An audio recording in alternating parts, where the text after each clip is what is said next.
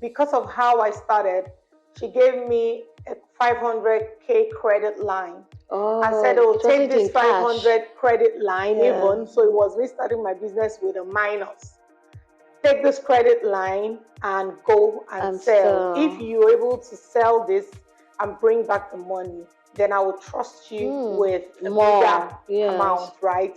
And that was actually how I started. When I sold out with the 500,000, paid her back, you know, even people around me, my husband was now able to trust that, oh, this thing can sell, you know, it's viable. And that was how I was now able to raise capital to now start growing my business. Welcome to Omon Scout, an entrepreneurship and career talk show where we'll help young entrepreneurs and professionals reach their full potential. My name is Omon Odike, your darling host, and I'll be bringing to you amazing guests who have seen it all to educate and inspire you with their beautiful stories. Let's go! Our guest today is a Nigerian entrepreneur and mother of three who embarked on her entrepreneurial journey in 2012 with just 500,000 naira. Her business, HairByUgo, initially targeting mid-income earners, quickly evolved to meet changing demands, expanding to multiple locations in Lagos, Nigeria, and Accra, Ghana. Her commitment to excellence and customer satisfaction led her to diversify her portfolio, offering specialized services such as the hair laundry, the wig rental company, and the Hair Business Academy for aspiring entrepreneurs. Her story is a testament to the value of dedication, perseverance, and the pursuit of excellence. She is none other than Mrs. Ugochi John. Let's welcome her to Omon Scout. Hello. Hi, Ugo. Great to see you. You look amazing. Of course, you know, I love your hair as always. Beautiful. Thank you. Have a seat. Ugo, nice to have you on my couch, finally. I've been watching. Okay. You know, I've watched a couple of episodes. Have you enjoyed them? I watched the one with Funke. I watched Okay. And then I watched Squeaky Clean. Wow. So you see. So did you enjoy it? Yes. So I didn't know. You know, you know how you see people and then you just don't know what they're going through, their journeys. And what they even do. Yeah, so it just gives clarity to the assumption that, oh, this person is doing okay, it's easy, it's difficult. You just connect with people through the through their journey. You know, and well done. I'm happy that you're watching the show. Yes, I am. And keep watching. I will. I'm happy to be here. I'm so happy to have you. So we're going to start on your own journey. Ugo's journey. And funny enough, I just found out your full name. I always call you Ugo. It's actually Ugochi. Everybody says Ugo hair. You know, you say, do you know Ugo? They say Ugo hair. Yes, Ugo hair. It's like your brand is your name now. Yeah. Interesting. So how did you actually start your journey? What prompted you to go into the hair business and setting up HairByUgo? So with me, it was a bit different. It was an accident. I didn't think. I mean, I'm not sure I like hair that much. Oh, even up to now? No, so up till now, I think I'm more vested in the business of hair than the art of hair. Okay, explain that. So I basically stumbled on the business. I wanted to buy hair, and I was saying to my friends, oh, I need to buy a new wig. You know, I had a baby. I think I was about to do the education or something. And then they recommended me to different people. And the person that I chose to buy from lived in the US, but was running her business. How long was this? In Nigeria, my son is 10, 11. So like 10 years ago. So about 10 years ago. Okay. And after I bought the wig, it looked really nice. It was bundles actually. And everyone complimented that hair so much. And then I came back to the woman and said, you said you don't live in Nigeria. How are you able to run your business here? And then she told me about the challenge she was having with managing being in the US and being here, distributors and all of that. And I said, oh, I can help you. I can help you set up your business here. I can be the face of your business here. I can, you know, or I offered her solutions. Yeah. And I mean, that was how I just basically started. So everyone that said, oh, I liked your hair, I ended up saying, oh, okay, it's available to buy, you know, and... So she kept on sending in products, and you're helping her to resell. So yes. Okay. So what made you start your own business? I mean, I know that's when you started seeing the way the business runs. I was naturally an entrepreneur. You know, I think it comes to me naturally to be an entrepreneur. So were you doing something else before that? I had done interior decor. Oh. I had worked in a bank before. You know, I had done all of those things. You worked in a bank? Yes. Okay. But entrepreneurship comes naturally for you. So that was why it was easy for me to say, oh, what are you doing with this business? It's very creative. I can help you grow it into something. And basically, that was what. So after a while, you branched off and set your. So of course, I started growing the business, doing sales everywhere, Lagos, Abuja, Port Harcourt, running adverts. You know, we'll do Silverbed Lagos, Silverbed Abuja, Silverbed Port Harcourt. One location, a central address in different locations, you know, and people will just show up. People you don't know anyone, and you go to a Port Harcourt and there's a crowd. Everybody wanted to buy hair at the time. At that time, you know, because hair wasn't that popular as it is now. Wow. So the strategy for us at the time was bringing good quality hair at very affordable prices. So people would just show up, and it was just like magic, you know. Interesting. And yeah, that's how I actually started. As it went on, actually, I started outgrowing the brand. So people started making certain demands. You know, they wanted because you started your business for low income. I started with low income earners. Okay. And with the complaints, as people grew, they started making demands. They wanted more. Okay. You know, and then when I said, "Oh, I want more," can you go find me this? Because I didn't used to do the sourcing myself. I was just kind of like middleman, you know, and it was always, you know, a bit of difficulty scaling because people started wanting more. And as it went, when my demands became too much, she says, "Well, why don't you start your own brand? Why don't you?" And that brings me to a question. I found that, I mean, you mentioned in the previous discussion that you started the business with 500,000 Naira. And what were the challenges that you actually faced starting off at the beginning? Yes, so those things that I know will be peculiar to your industry. You know, when I started, because of how I started, she gave me a 500K credit line. And said, "Oh, take this 500 credit line even." So it was me starting my business with a minus. Take this credit line and go and sell. If you're able to sell this and bring back the money, then I will trust you with a bigger amount, right?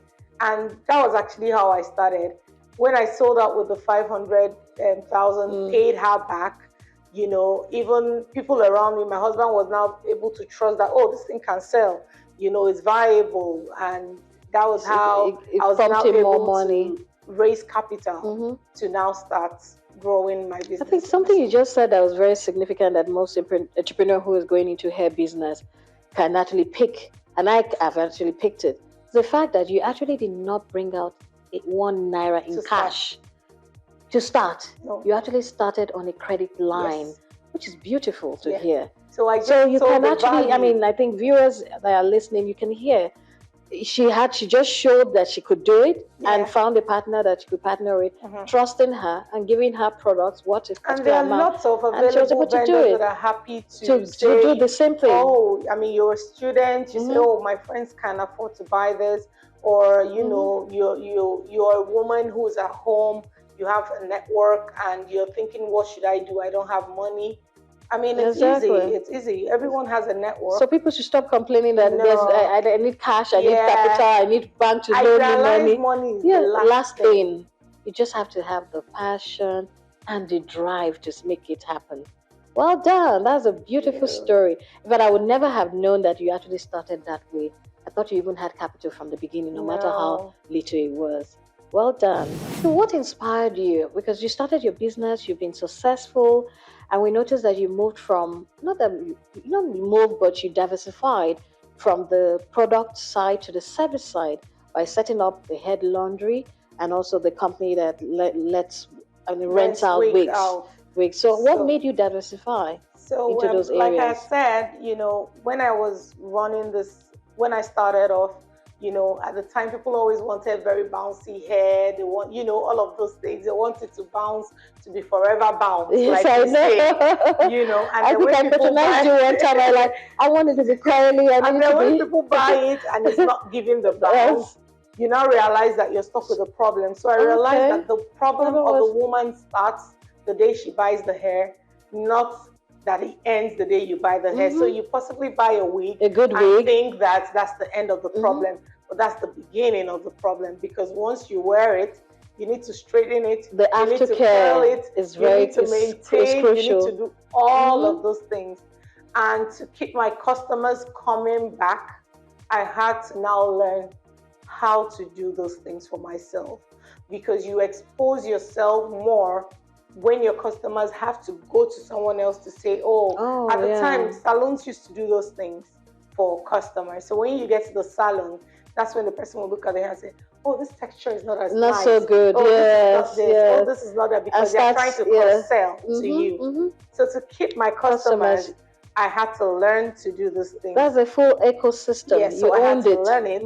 And I say to people, when they say, my curls have gone off, I say, bring it to me. And when you bring it to me, you're able to I'm able to do it back. And then they're like, sorry, I thought, so it was my fault. And, they begin to trust you more, trust what you're doing, and able to make referrals based on that to say, even if you buy the hair, even if the curls go off, she's still your plug. She would, do all of those things for you. Interesting. I think that's if you ask me, that's actually a marketing strategy. So not just looking at your sales for the initial purchase, but beyond the initial purchase and keeping them. Because it was one thing to have that customer, it's another thing to retain that customer. So now your strategy is actually a retention strategy. Yes. And they don't have, you give them everything from selling the wig and maintaining the wig and keeping the wig for as long as the lifespan of that wig. And then it expands now to even people who are not our wig customers. Yes. So people who also buy their wigs from anywhere else can come to us. And they're able to see other products too. And then vendors who do not offer that service trust us enough to also say, go to send them to HairByUgo. And then they will do it for you. Interesting. Well done. You set up the HairByUgo Academy. And I'm believing that this is set up to empower young entrepreneurs. So what is this all about? How did you start up with this initiative? And how much impact have you been able to get out of it? So the Hair Business Academy is something that's very dear to my heart, and I took a cue from what Ezinne did with... Ezinne Okongo of Dewdrops? Yes, did with her on cut learning. And I just think that people who are coming into the industry, every industry, you always find that people need help, people need a hand to hold, people need people to ask questions. You've worked on the part. People don't need to make mistakes anymore. Exactly. So they can make new ones. The Hair Business Academy was there or set up to help people level up their businesses. So new things are coming up every day. But like you said, the old mistakes that have been made, you don't need you don't need to be scammed by a factory in Vietnam or in China or anywhere else. So you teach them even to sourcing. Teach them everything. Which the most important part is sourcing. And with sourcing, we teach them how to engage. Are you sure I won't come to the academy? We teach them how to engage with these factories. Because if you don't know how to engage, the factories offer variety of qualities. So if you don't know, if you go to a factory and say, give me your best quality, their best quality might not be what you wanted to buy. They might not be offering the quality of that what you want. So we teach them sourcing end to end. These are the questions to ask. This is what to do when you make a payment. This is how to make an initial purchase. Don't buy too much. You need to let them know that you're not one person who wants to cut corners, because they consistently offer you cheap. Yes. They keep selling you cheap. Well, how seriously? Because I've heard so much about. I think every hair entrepreneur I've met, because I know a lot of them, because I think I buy from everybody. They have this thing they keep saying in terms of sourcing.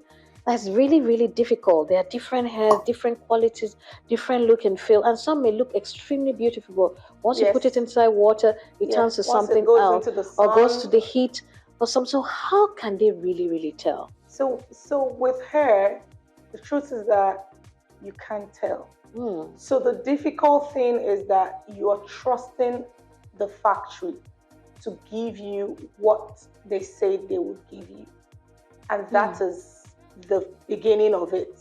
Trust. So because you're trusting a factory, you have to know how to make them, how to know that they are trusted, they're trustworthy, basically. So you need to know the questions to ask. But what if they still do everything right and you still get bad product? Most of the time, they need to know that you would return it, that you're not one to sell a product that is not good. Substandard, yes. Once they know that you would go to the end to bring it back to them, they won't joke with you. So with me, they would think, oh, it's far. Once she gets it there, she'll find a way to know. He'll tell me, I'm coming back. Exactly. I'm coming back to. And then they realize, oh, okay. She doesn't. She makes business. Next time they won't try it with you.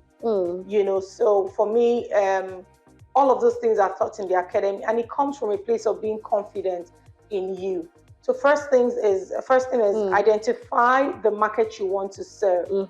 There are people across board, you know, that there are people who are earning 60,000, there are people who are earning 100,000, there are people who are earning 200,000.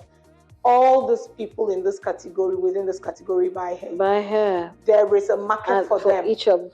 Yeah. So identify the market you want to serve and serve that market. Now, in serving the market you have chosen, so are you saying you cannot service all of them? It's difficult to service all of them. Yes, because it's difficult to service all of them. For you to be able to service all of them, that your capital must be huge. But I think what you even mentioned in terms of servicing just maybe one or two levels is the fact that if people also know you for very low hair, I mean extremely low quality hair, it's very hard, even in a marketing sense, to convince that person to buy something extremely expensive. Am I correct? Yes. Because they will always feel that you are just reselling the very cheap one to them. So no. So I think that's why I see a lot of people hair vendors. You can actually scale. You know, you can actually choose to start with a particular. You can change your niche. So you can decide. Yes, you can change your niche, but you may not have all at the same time. No, so you might not have all. So with me, for example, when I say, oh, I actually want to serve the lower market, I feel like there's a big market there. Yes, exactly. You know, the numbers is interested to get to that market. You know, but are you able to serve that market? Do you have what it takes to serve that market? Do you have the patience it takes? Do you have the setup it takes? There's so much in serving a particular market. So all of these things are things that we kind of teach in the academy, so that when you decide on what you want to focus on, there's the aspect of, for example, installation, bridal styling, laundry, you know, all of those things are niches that people can decide to, you know, specialize in. You know, frontal installation, for example, now is off the roof. I'm telling you, it's bridal styling is off the roof. You know, so you must not even be selling, but you need to know what you are doing. Okay. For you to be able to be successful at it, you need to identify what you want to do, and the only way you can identify what it is that you want to do is if you have guidance and you're confident in yourself that, oh, this is what I want to do. So based on that, I'm growing myself in this particular space. I want to serve brides. I need to wake up early. I need to, you know, I need to have a calendar. I need to look a certain way, you know, all of those things. And then you groom yourself towards that. You want to do hair laundry, you already know what you need to do. You know, the hair laundry aspect is broad. I know. There's coloring, there is layering, styling, all of those things within. So you know what area, also, you know, focused on learning. What's your area of specialty within whatever niche you choose to serve? You have to identify your area of specialty. So the academy helps really you to streamline, streamline which aspect you'll be doing at a certain period. It's there to guide. Okay. You know. So where's this academy really? Do you have it in Nigeria? We started last year, November. Okay. Online. We started with our courses online. Okay, we started with online. four module courses. Okay. You know, where we teach everything from branding to marketing. So anybody across the world can plug into it. You know, can plug in. And we started with free classes, basically. And the first class we did had over 100 people that signed up. And it has become a community now, you know. So we have just a lot of people in the closed group where they are consistently sharing, oh, this has happened to me, and then you get guidance, and you say, oh, how do I achieve this? That's an impact. You know, so yes, we've become a growing community, you know, and it's an industry where there's a bit of, you know, tension, where it's like there's nobody helping each other. I mean, it's a women focused industry, so it's a lot of, you know, back and forth with energy and all of that. But people really help each other. Oh yeah, I mean, some people do. Develop your friendship, you know, with people in your space, and choose who you want to be friends with. People who are open. You know, what value. There will always be people who are open, and there will always be people who are closed-minded. You know, there are always that. So I encourage people not to be afraid to seek help. If you have a problem, look for help. You know, speak up. Tell someone, I just experienced this. You know, how do I go about it? And that's what the community, I mean, that's what the academy is all about in the first place. Now. Well done, well done. I'm sure you're enjoying the episode already. I would like to take a moment to ask you to please like this video, subscribe to our channel, and leave your aha moments in the comment section below. We would love to engage with you. Okay, let's get back to the show. What role has education played in the part of your entrepreneurship journey? And how has it helped you to innovate in your business? That's education, whether formal or informal. So, education, I think, is very important. You know, again, I'm setting up an academy, so I pay a lot of attention to where my source, which is where I feed information from. You know, so I'm right now currently pursuing, I'm trying to get in to do an MBA. And that's because I feel that, like I said to you before, I'm more invested in the business of hair than in the art of it, you know. For me, it's an entire industry. I know, it's big, it's huge. It's a multi-billion dollar business. Yes, in Nigeria. We're looking at Nigeria alone.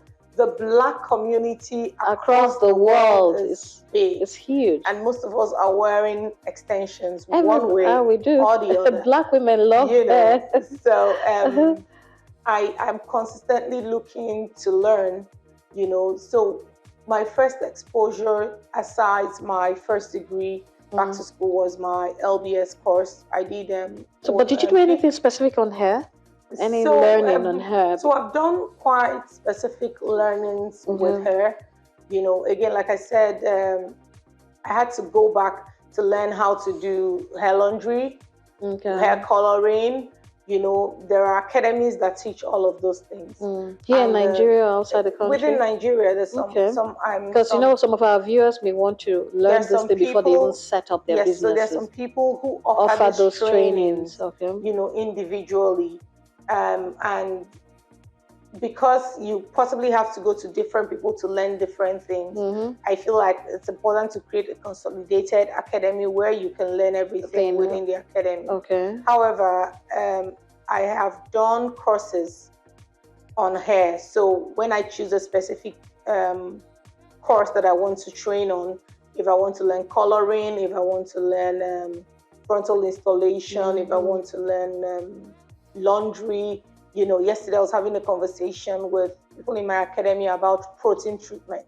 Protein treatment for your weave. Oh, for your wig. So okay. the way you treat your natural hair is the same way you treat your weave. So you treat it. I mean, it treats it like your own, and then it will look good. So I did all of that training.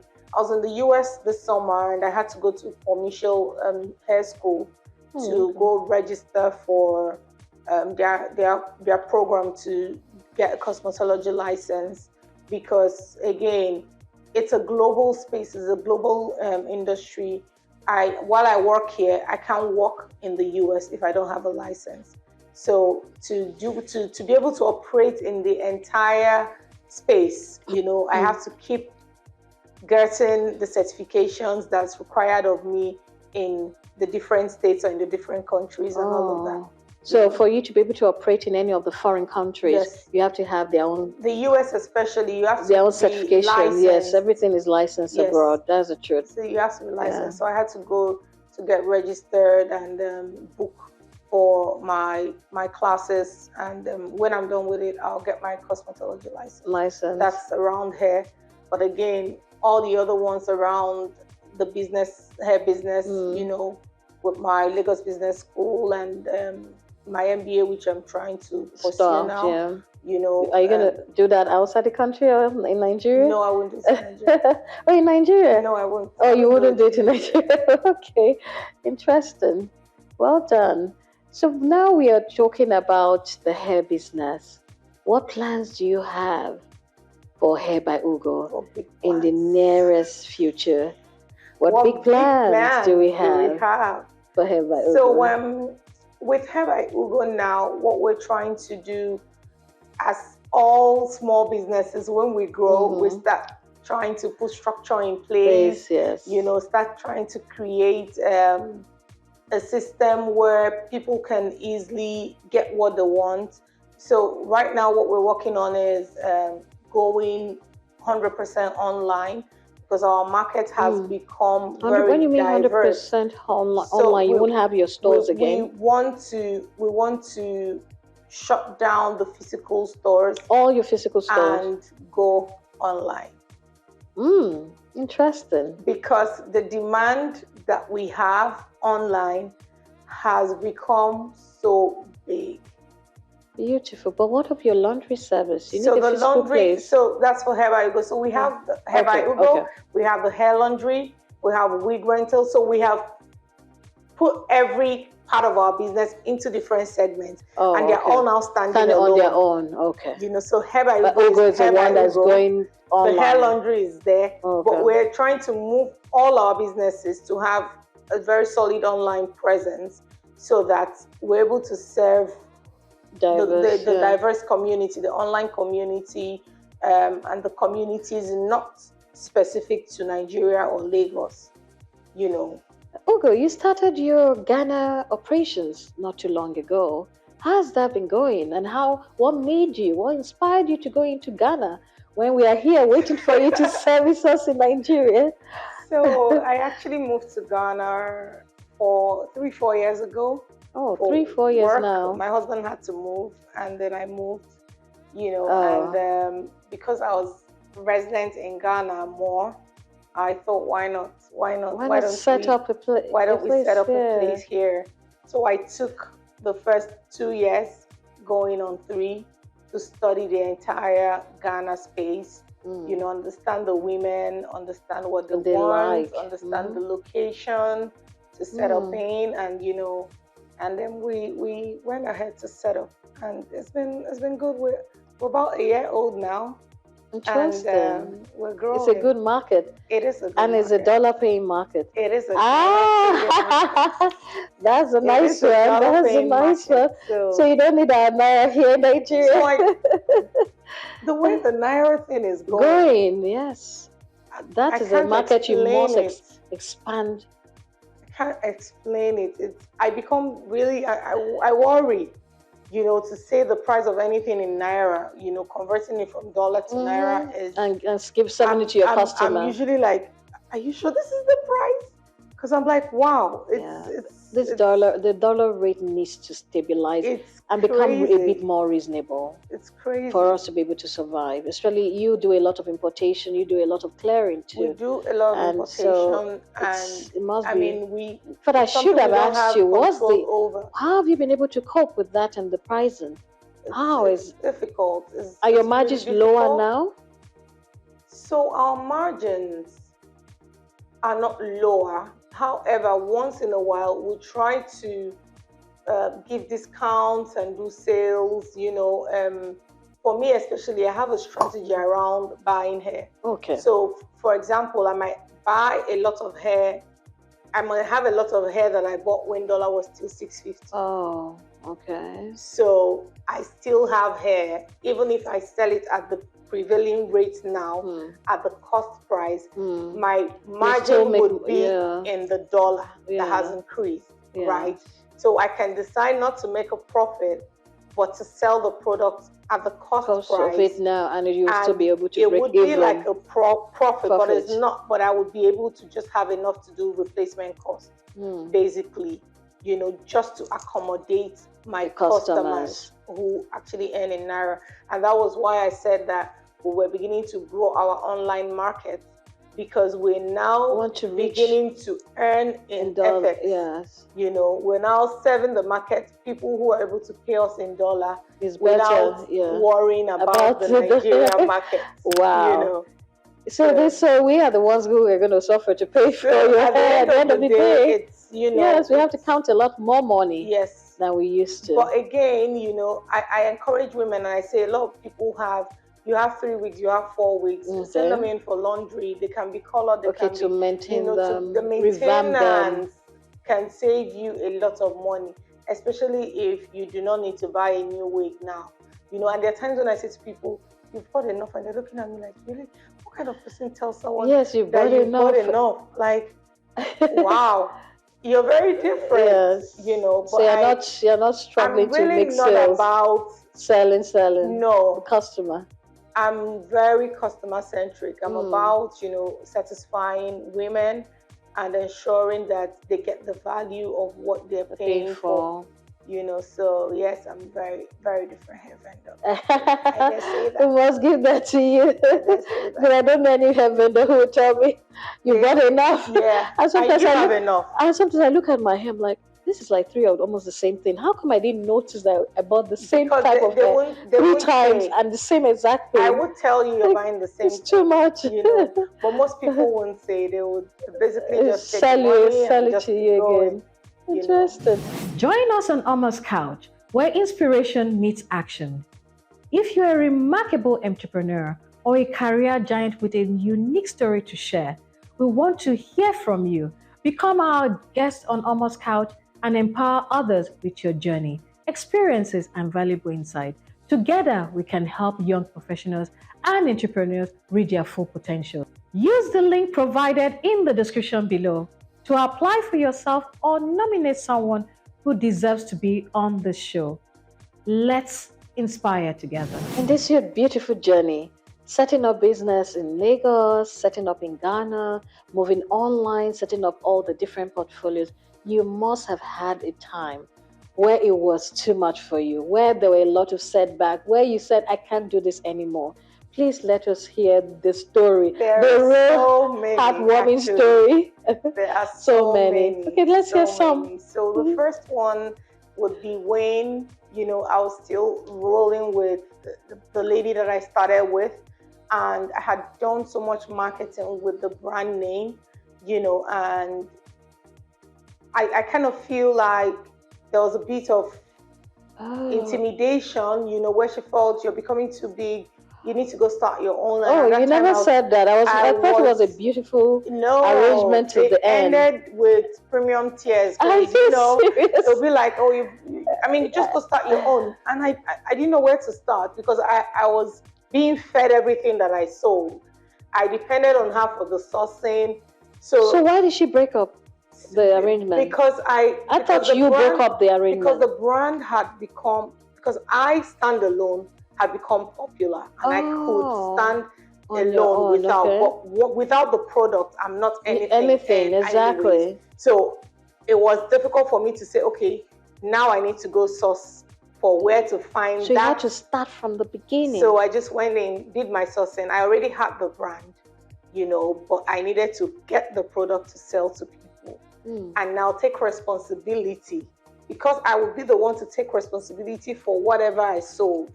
I just went up to get the best of whatever was available. And that was kind of what forced me to scale.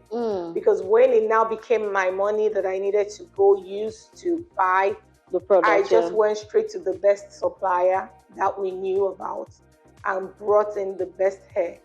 And because I had the best hair, my prices changed almost immediately. And it was more like, oh, Ugo now has that hair. That's the one that everybody is looking for. She now has it, and it was the end of a painful, relationship, more like, but the beginning of another beautiful one. Because if she had not even let you go, whether in a good way or in a bad way, you would never have been Hair by Ugo by now. I'm sure you know that. No, I wouldn't have.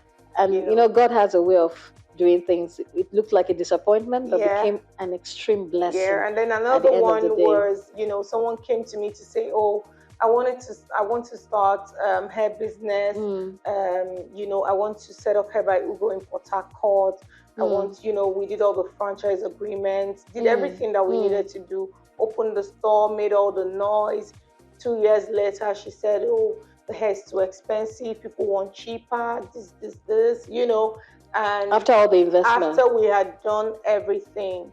And I said to her, it's okay.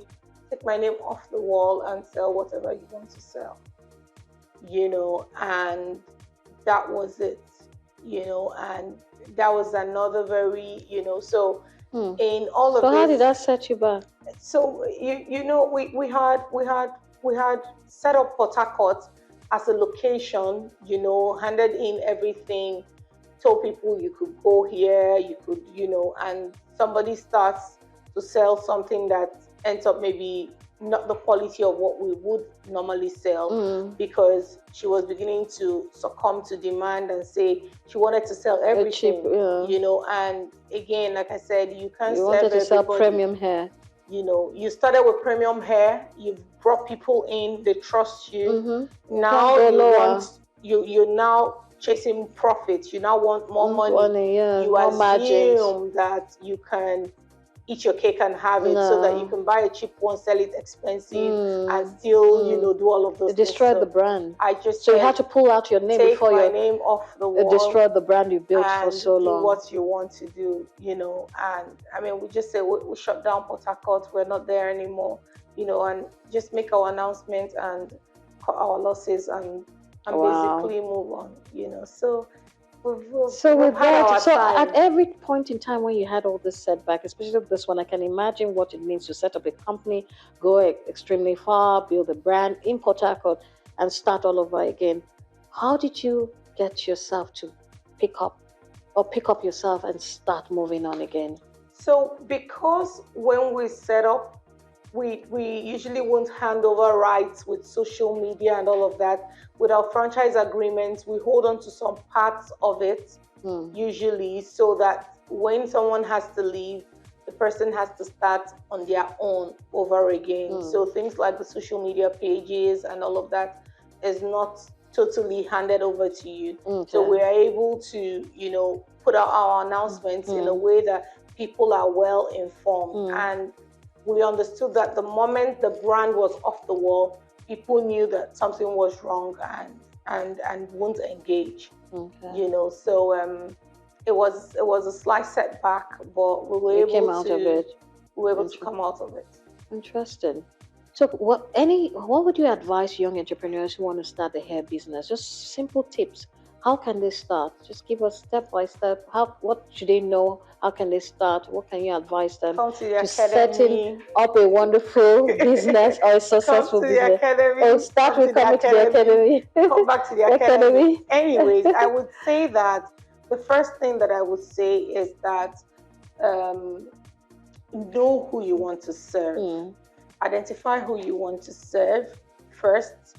do your research. I always say that money is the last thing. The least of the problems is the one money can solve. When you've done everything else right, the money will actually come. Yes. So identify the market you want to serve and stick to that market. I also tell people who buy wigs or who buy hair, and I say that what you pay or who you buy from determines what you actually bought. Most of the time, the people who are selling to you communicate what they're selling to you. But sometimes people buy thinking that what they bought is something else. And that is on you, the customer, because if you buy a wig from me now and you think that you bought something else, it's your imagination, because sometimes people go out and then there is that marketing strategy you see out and they say, this is what your vendor is selling this amount. And then you buy it because you think that you're buying what your vendor has been selling expensive to you. So your vendor sells it for $300 and somebody says, I'm selling what your vendor is selling $300, $100. What you bought is a $100 wig, not a $300 wig. Don't ever deceive yourself. So I say to people who want to start, know what you want to sell and sell it. Don't sell an illusion to people. That's what will keep your customers. There is that market for you. So if you identify the market you want to serve, let that be the market you're serving. Don't try to serve a market bigger than you or smaller than you. Stay within your own capacity, and the niche. Well done. That's a very good advice, and I'm hoping that the viewers have heard that.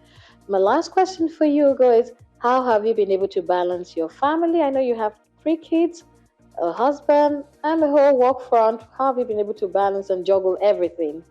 So, of course, as an entrepreneur, you're actually usually able to manage your time if you are intentional about it. So for me, I've been very intentional about certain things.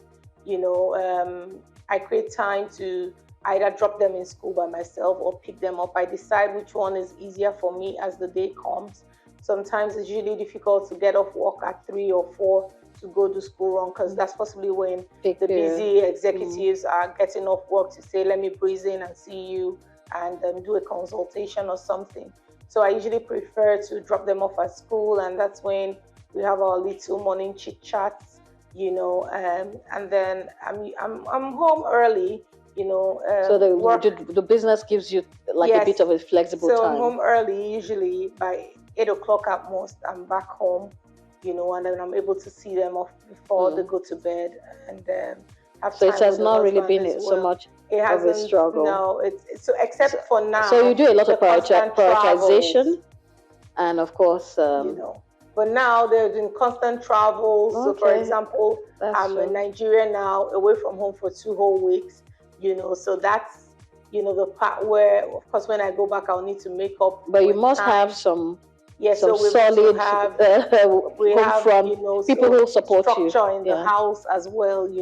As much as you structure your business, there's also structure in the home front, where you have a solid, you have a house manager or a cleaner and all of those things that are able to manage different things. So the kids have their nannies, they have a house manager and all of that. So there are people who are able to house manager hold the home front. That's a nice one. I know you can have that over there. Not in Nigeria. Anyway, give them the title. Trust me. Okay. The title. I know. Not to come it not be house help. You give them a nice jazzy title, manager. Feel like, okay. Yes, I am very responsible for a lot. I'm in charge here, So, Thank you so much, Ugo. I've enjoyed every aspect of this interview, I've learned a lot more from you too, and also known the person. We should come interview you soon. Behind Hair by Ugo. Well done. Thank you. You want to interview me where? We want to interview you. I'm coming to Ghana to interview all your women. Oh yes, we have. So when the time comes, I will let you know. We have a lot of You'll be my go-to person. I'm That's here for sure. Anytime. Thank you so much for having me. Well done. And well done. You've done a great job. Okay, viewers, you've heard it all. One of the greatest things that when you're going into the hair business that I think you must pay attention to is understanding what you want to do, understanding the niche, understanding the area. There are diverse areas in the hair industry, from the hair grooming to selling the product to doing most of different types of services. You must know the areas you want to delve into. And more importantly, when you're selling hair, you must understand your customer. You must understand your target customer. Because I don't think it makes sense to serve the lower level, the mid-level, and also the very high premium customers all at the same time. One of the things that will really happen will be a burnout, running from one category to the next category. I think you can actually start from wherever you feel you want to start. And from there, you can expand as time goes on. You can start from the mid part, you can start from the lower level, you can start from the premium hair. But one thing for sure is ensure that you know exactly what you're doing. And I think that's one thing that actually helps people grow their business. So Ugo, I'm going to ask you a trivia question. This is the fun segment of Almost Couch. And the question goes as, okay. What country in the world has the highest life expectancy? Life expectancy? That's the highest. Highest life expectancy. What China? Country? No, let me give you one more. You're almost on the right track. It's around that area or that continent. Ooh. Oh my God. Now I've forgotten all the countries in Asia. Highest life expectancy. Singapore? No. Ooh. Okay. No problem. It's not so difficult. It's called Hong Kong. I actually learned it myself. If that's one of the countries, I'm sure it will be the last that you will mention. Oh my God. Hong Kong. So it's actually interesting to know that Hong Kong has the highest life expectancy in the world today. Wow. Thanks for watching Almost Couch. I am sure you are eager for another inspiring story. So click here to watch another episode or click here to subscribe. I will see you in the next video. Bye for now.